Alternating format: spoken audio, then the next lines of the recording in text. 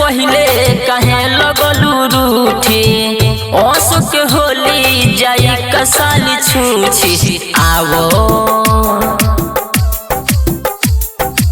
आवो डलवाल हरिहर को पला लागी न तनको आवो डलवाल रंग लहल को पला लागी न तनको लागी न तनको पला लागी न तनको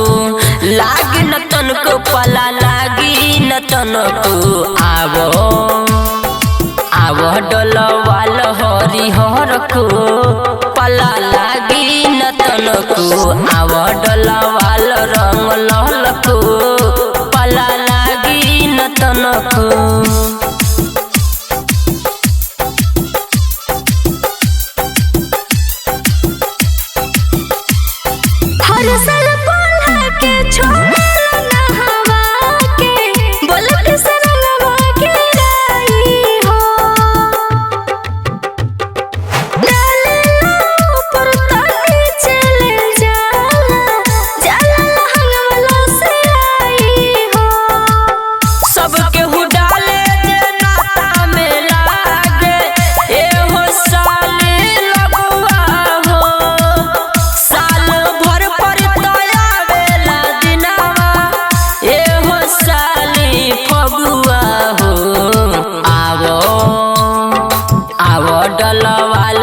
पतर को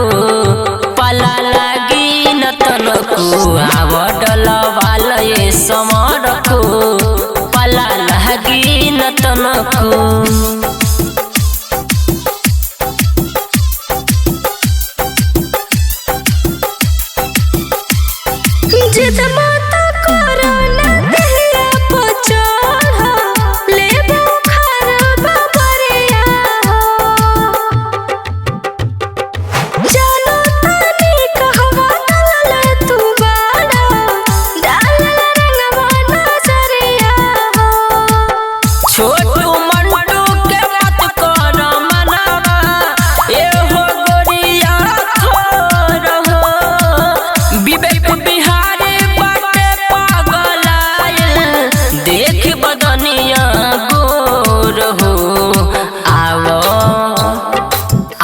डलवाल रंग लहल को